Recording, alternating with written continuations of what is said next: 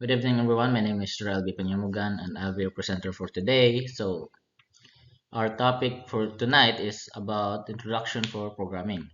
Programming is the process of designing and building executable computer programs. It involves writing code that tells the computer what to do. Programming helps solve problems using logical instructions. So, basically, ang programming, guys, is mo ni siya ang pagbuhat og code, then imong sugoon ang computer kung unsa ang iyang buhaton. So programming matabang siya sa pag-solve og mga problems gamit ang mga logical nga mga instructions.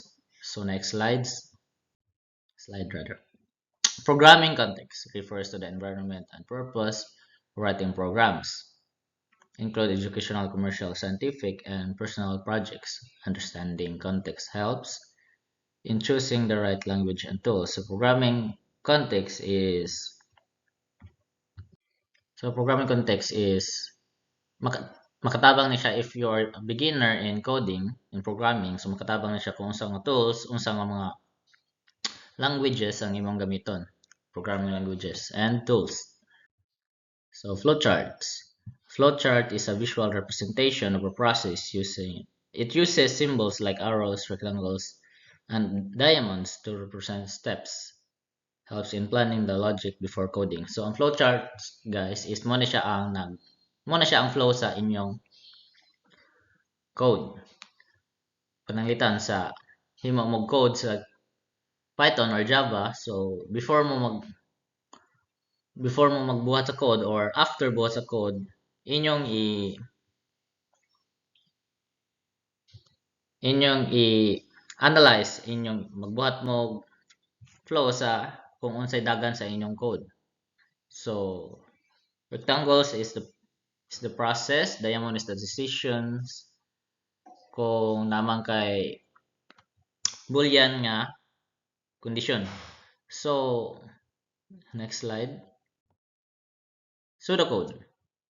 Pseudocode is a way to describe algorithms in plain English. Focuses on logic rather than syntax. Bridges the gap between algorithm design and actual code. So pseudocode is the way muna siyang na-describe sa algorithms, guys. Then nag-focus siya sa logic rather than syntax. Then muna siya ang tulay between algorithm design and actual code. So IPOchart. IPOchart stands for input process output. Helps define what data a program needs, what it does, and what it produces. So IPOchart, guys, is mo ni siya ang input process output. Nag-define siya kung unsa ang mga programs nga kailangan, kung unsa ang mahimo, kung unsa ang i-produce. So useful in early stages of program design. So if you are a beginner, useful gini siya kaayo para mas masabtan pa nimo ang mga dagan sa imong code, ang flow sa imong code rather. Integrated Development Environment or IDE. An IDE is a software suite for writing and testing code. Combines a code editor, debugger, and compiler or interpreter. So ang IDE, guys, mo ni siya ang budagan sa imong code kung after your code, imo siyang i-debug, check nimo kung may mga errors or mga syntax errors. Then one of the examples nga mga application ani para run i-debug nimo is a Visual Studio Code, Eclipse, and PyCharm. Ma-install mo siya sa pwede nimo siya makita sa Chrome. Nimo siyang i-download. And this is how you install in Java. Step 1. Download Java JDK from the official Oracle website. Step 2. Run the installer and follow set instructions. Step 3. Set environment variables Java Home. Step 4. Verify installation using the command line Java version. So, first step nga buhaton ninyo pag-install Java, guys, is to download the Java JDK from the official Oracle website. Then inyo ratong i-search ng website. Then step 2, run the installer, follow the setup instructions. Na may mga instructions dito, inyo ratong i-follow. Then set environment variables.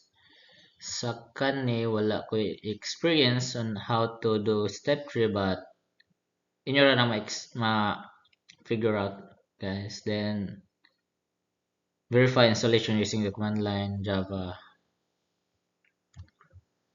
version. And this is how you install Python. Installing Python. Step 1, download Python for Python.org.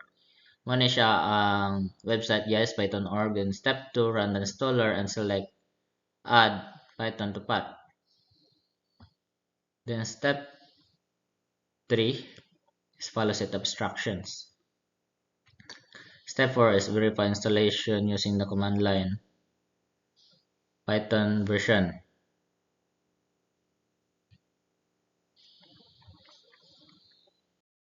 And choosing between Java and Python. Java is strongly typed, good for enterprise level applications.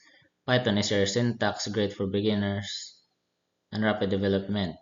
Choice depends on project needs, user preference. So, state na ko ang difference sa Java and Python, guys. Java is a statically typed compiled language known for its strong performance and scalability, making it suitable for large-scale enterprise application and Android development.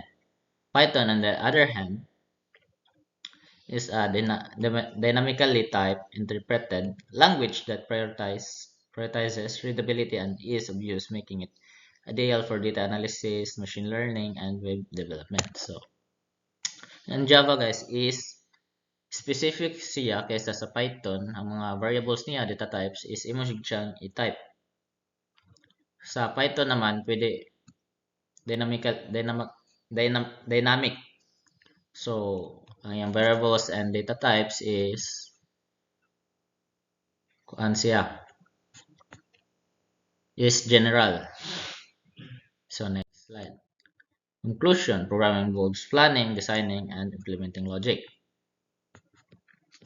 So, when you are coding, nag-involve na siya sa planning, designing, o implement kag logic.